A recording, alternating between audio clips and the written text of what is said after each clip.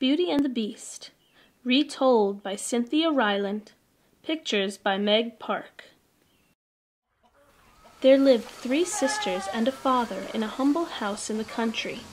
They had once known great riches, but the father's business had failed, and now they lived a spare, hard life. 2 of the 3 sisters were darkly discontent. They muttered day and night about their unfair lot. The 3rd daughter, the youngest, was different. She did not mutter. She sang. Her name was Beauty. One day good news arrived. A ship thought lost at sea had sailed into port, and on it was cargo belonging to Beauty's father. This cargo would restore all his lost riches. The 2 eldest daughters were overjoyed, for having riches was all that mattered to them. Beauty was happy too, but her happiness was for her father, who could once again stand tall. The father asked each of his daughters what he might bring her from the port. The eldest daughters asked for emerald necklaces, but the youngest wanted only a rose. "Winter has been so long," she said, so her father promised her a rose.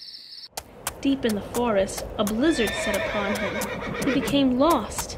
His horse guided him to a stone castle in the wood, and the poor man stumbled inside, fell on the floor, and slept.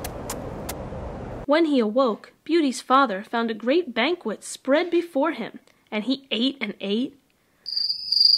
Then he discovered a chamber bed covered with fur blankets, and he slept again.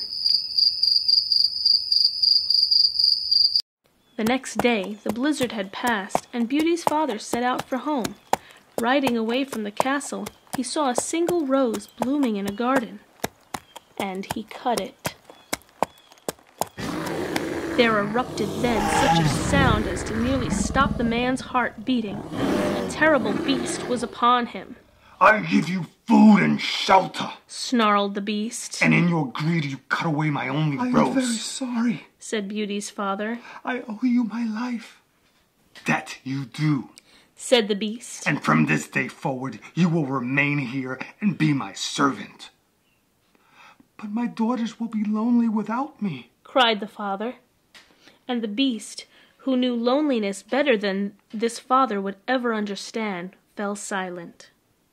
Finally he said, "I will allow you to be master of your house, but in return you must send one of your daughters to me to be my servant to the end of her days." There is no father of honor in the world who would sacrifice his daughter to a beast, and this father was no different.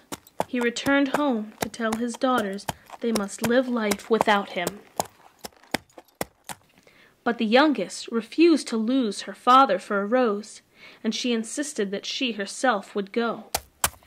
Beauty was sure that one day the beast would release her, and somehow she made her father believe it, so he delivered her to the beast.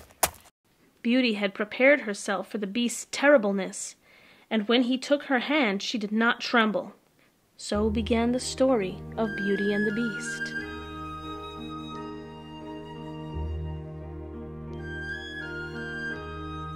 The beast was kind to her. She wore the loveliest gowns, ate the finest food, and never once was she asked to serve. Mornings the beast walked with her in the garden and named the birds who flew there. Evenings he read to her from a book of sonnets.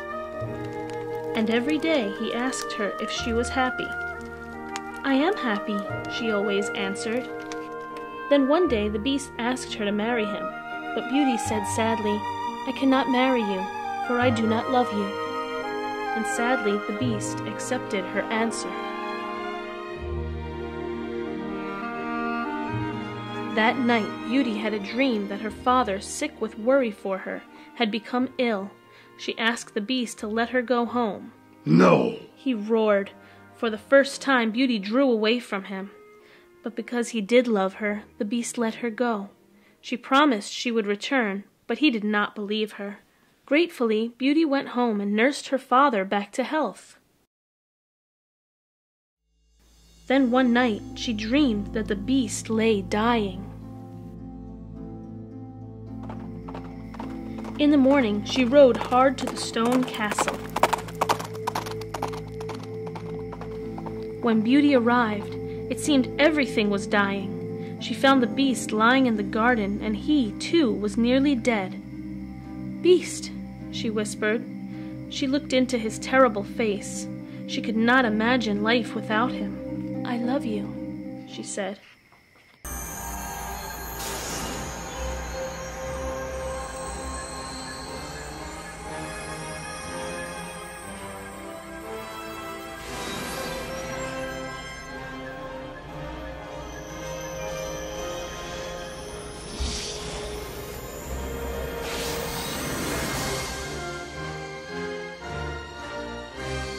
The moment she spoke those words, the beast gave a terrible shudder, and at once was transformed into a beautiful young man.